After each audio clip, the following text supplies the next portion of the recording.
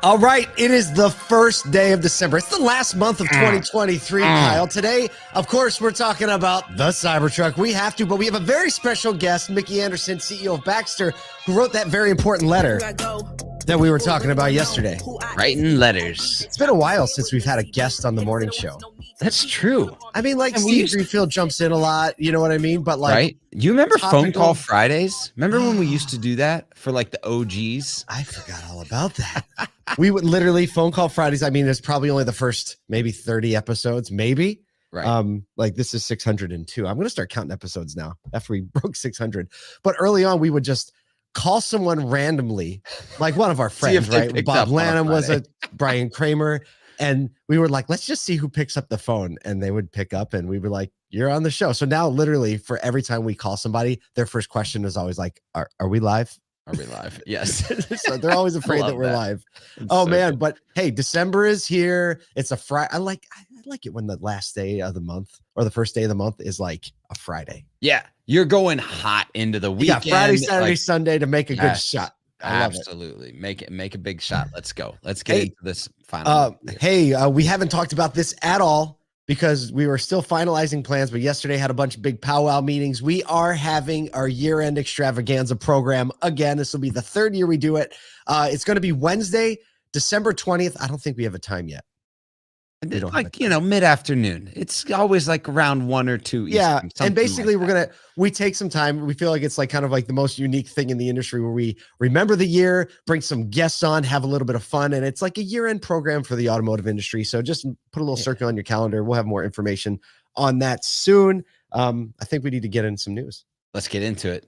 Okay, so yesterday, big day. Tesla's long-awaited Cybertruck is finally here following a highly publicized launch event at the company's Austin, Texas headquarters or factory. Starting price is not what they thought it would be. Let's just say that. It's 50% higher at least. So ranging between 60, originally it was $39,900, right? Everyone's all excited 3 years ago. Actually, $60,990 is the lowest model version, with the highest, the Cyberbeast, coming in just under $100,000 at $99,990. Put those stickers on the windshield. So let's see, the entry level model. Of course, we're not going to see that for not seeing that for a long time. Yeah, that's a common trend. At least. Yeah. So, in the presentation, Elon Musk said Cybertruck is more utility than a truck and faster than a sports car. In a couple, true to form demos, it out-towed Ford F350 Diesel, and it beat a Porsche 911 in a race while towing a Porsche 911. So it was so sneaky too, because they didn't show you that it was towing the 911 until like midway through the race, and you were like, oh. Yeah, it's so cool. So the stats are right that the range initially claimed that it was going to be over 500 miles. Actually, more like 340 miles. You can get an extended pack that still won't get you to 500. And in my opinion, they did like a little redo of the glass break demo. Well, it was supposed to be a glass not break demo, but it was a glass break demo. And the engineer guy, he threw like a ball bearing at it last time and it shattered. This time he just threw a baseball. And I was sitting there, and my 17-year-old son had a few comments. Number one, he goes, all engineers move the same way. Dude, I thought the same thing when I watched it. I was like, why did they pick the engineer to He's got his elbows tucked in. Like T-Rexing over here. It's like T-Rex. And then he throws a baseball, and my 17-year-old son again says, he goes, I'm pretty sure that any car's window wouldn't have broken with not a single one. So yeah. So I don't know. Did you see how much of the release did you see? He missed the window on the first shot. Yeah. The second shot, he hits the window and it just kind of like flubs over there, and then Elon goes, I think you could probably have a professional baseball player throw it as well. Yeah. And it would work. He's like, well, not an engineer throw, a professional baseball player throw. Hey, like without a doubt, there are a lot of questions around this Cybertruck release. Is it going to be adopted by the truck crowd? Is the biggest one, right? Obviously, this is the fanboy crowd. There's the people who might I've always wanted a truck. This is an excuse to get one. But will the people that really, make up the heart and soul of that F-150 market, the Ram market, are they going to go with the Cybertruck? There's a really great and thorough review by a super popular YouTube tech reviewer, Marcus Brownlee. We linked it up in the show notes. It's my favorite review. It's 40 minutes, and he goes through every little detail, right down to look at all these fingerprints on the door panel, stainless steel. So if you're used to seeing that on your refrigerator, you can get used to seeing it on your vehicle. That's exactly it. Yeah. I thought It was very interesting. You know, I've seen a few of the releases, but it was this punk rock Apple-esque is the way that I put it, kind of keynote, and minus good lighting. Terrible lighting, rough audio, on the lighting. And the really goofy thing was the last 7 to 10 minutes was just actual deliveries happening, which sounds unique and cool, but it was just like guys that would never own a truck normally coming up, shaking Elon's hand, getting in a car, driving away in very almost awkwardly silence, very awkwardly. Well, you know, the delivery events have become a part of Tesla's product releases. Like back when they released the Model S from the very beginning, right? It was more fanfare. It definitely got awkward, especially if you watch till the end. Elon's like, "Thank you for coming," blah blah blah. He's like, "Oh wait, there's one more." There's another one. The one guy. Or the selfie picture where like the dad and his son are looking at the camera and Elon Musk is like looking the other direction, like so brutal. But you know, I think that the marketers, the people behind you know, all of the videos, all of the things that came to light during the actual presentation, it's clear that this thing can be a truck. It's clear that this thing can be more powerful than any other truck and more powerful than most sports cars. And so I still think there's going to be a lot of attraction to it. It's whether or not that type of body style can sustain a mass market push. That's exactly it. So we'll see. But a masterclass in brand, when you can turn on like CNBC and they are live streaming live streaming a company's product release, I think you've won. I think you've won. Speaking of winning, stop. Segue time. We felt like the auto industry won a big one yesterday when we covered the letter titled "The EV Voice of the Consumer," which was urging President Biden to reconsider the aggressive EV targets, and it was signed by 4,000 dealers. Today, we're joined by Mickey Anderson, President and CEO of Baxter Auto Group, who led the charge behind the letter. Mickey, thank you so much for joining us today. You're welcome. Yeah, good morning, and thanks for including me. All right, so yesterday we covered this letter, and then you know, like we're halfway through the story, and Kyle's probably texting Jordan on our team, being like, "Hey, see if you could get in touch with Mickey," because we're like, we need to hear what he has to say. So wanted to have you on the show, and just what was the first like inciting moment where you're like, I think we need to do this, and I think I need to be the one that starts it. Well, you know, as the EPA mandate kind of became better understood throughout the industry over the last, call it throughout this summer and going into this fall, when I would be with peers, we all recognize what we're hearing from our customers on the showroom just doesn't match up with 50% or even 2/3 of you know, all new cars being fully battery electric. And you know, it's interesting. The tourism industry must have an effective lobbyist, because if they didn't, my suspicion would be every cruise ship would have to be a sailboat by 2030. but the American consumer doesn't have a lobbyist. Nobody's speaking up for, you know, where they are on this issue. It's a really complicated issue. There's like a ton of facets, and you're hearing about it from everything from infrastructure, the reliability and durability of the current infrastructure. Certainly, where do we source these rare earth minerals? But the voice that was kind of absent from this entire conversation was the customers.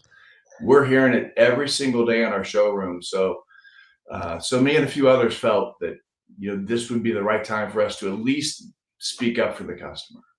That is awesome. So what was it like gathering, because it looks like over 4,000 dealers at this point. And I don't know, I haven't tracked down whether that's rooftops or actual people, but what was it like gathering the support for this, and what kind of methods were you doing to bring these people, to bring others along?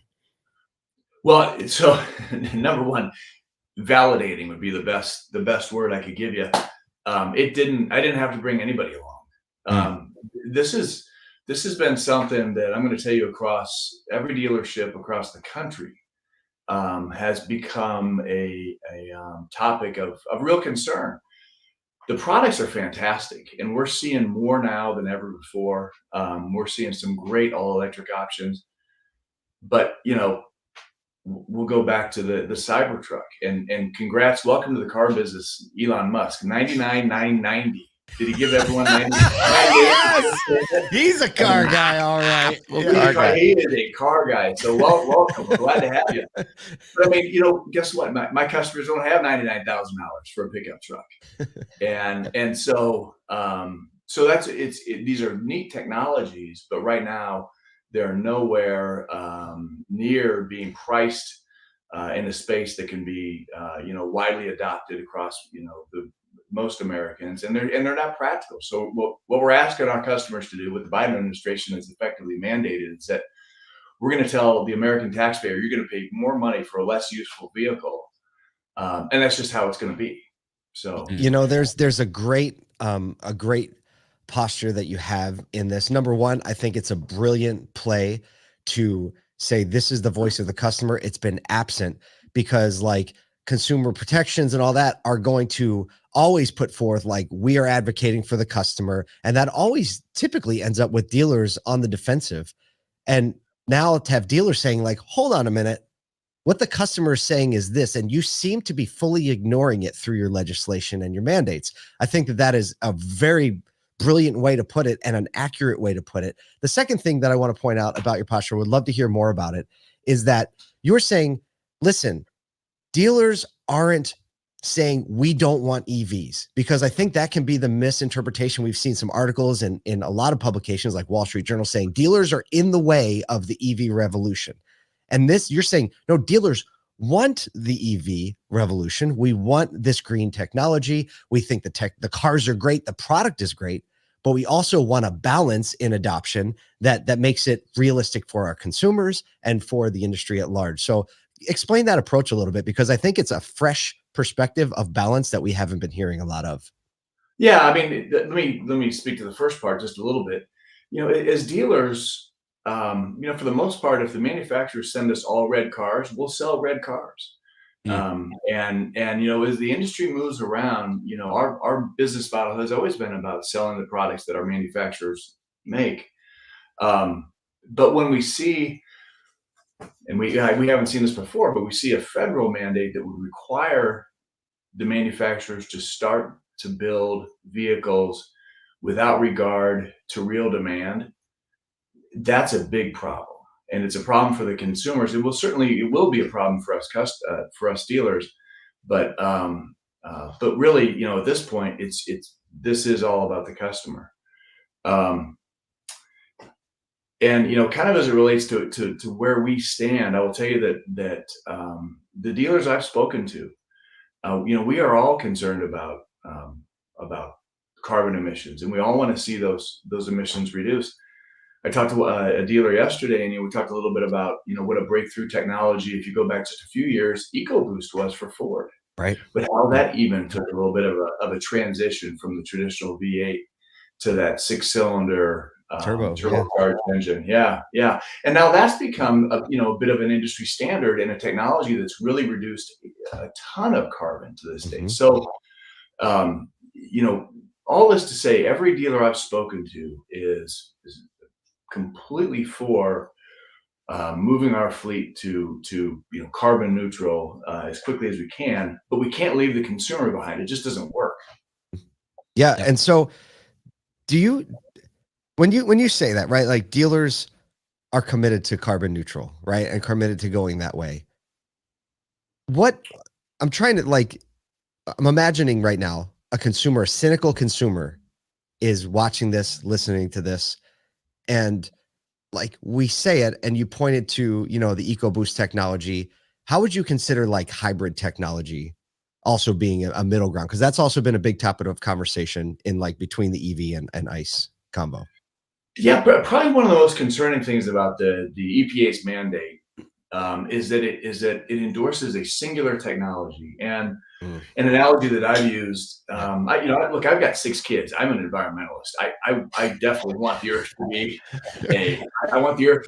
to be healthy. I want my kids to have a great life, and I am concerned about what we've done. What our human activity has done to our planet. And so if we took carbon as seriously as we take cancer, we would never let the federal government mandate that there would be only one drug, one cure, one approach to curing cancer from here forward. Dang. And And by the way, you got to buy it from the Chinese. And so let's go back to your point about hybrids. Hybrids, plug-in hybrids, some of these great new small displacement engines. It's all part of the solution. How about fuel cells? Fuel cells are a huge opportunity to eliminate carbon. It feels like the federal government has gone from making the removal of carbon as their priority to just building BEVs. Mm-hmm. Interesting. Yeah. No, that's such a great analogy to say, hey, there, and we see manufacturers, especially Toyota, being very diligent about, hey, BEVs may be a part of the solution, but it may not be the end all be all solution. And there may be technology that we haven't even discovered yet that could create a better net neutrality, especially when you talk about the raw materials necessary for this. We're wrapping up today, but how can, if maybe a dealer hasn't heard about this project or this letter, how can they become supporters and let their voice be heard and their voice of their customer be heard in this movement? Well, the most important thing is talk to your elected officials. There's a lot going on in DC, and I will tell you, as we've met with our elected officials, as we've gone to DC, this is the message that they want to hear, but they just haven't heard yet, and so we need to make them aware of it, and ask them to get involved, ask them to intervene, and look for a smarter approach and one that's just more respectful of the American consumer moving forward. Certainly, we've reopened the website, Voice of the Customer. You can look it up, find it. I think all the state associations across the country have that link. What is the actual website? It is evvoiceofthecustomer.com. All right, we'll make sure we link it up in the show notes as well. Yeah, no, thank you. And so and to answer your question from earlier, those are 4,000 different dealerships. So think about 4,000 different communities all across the country, all 50 states. So this is really representative of all of our customers. Mickey, thank you so much for joining us. I think this is the first time we've met. I think this is the beginning of a great relationship. And you're in Omaha, is that correct? Omaha, yes, sir. Yeah, so a big loss this week with Charlie Munger. We did a little tribute to him earlier in the week. But thank you again for sharing your time with us, sharing your passion with the industry, and being the spearhead for just such a super important conversation. Yeah, no, thanks. We appreciate the coverage. It matters a lot. So thanks a bunch, and we'll stay in touch. Absolutely. We'll talk to you soon. Okay. All right. I mean, if that isn't a way to start off a month, let's get December going. What is evvoiceofthecustomer.com? Go check it out. Be a part of the supporting, and we'll see you here like tomorrow morning, probably.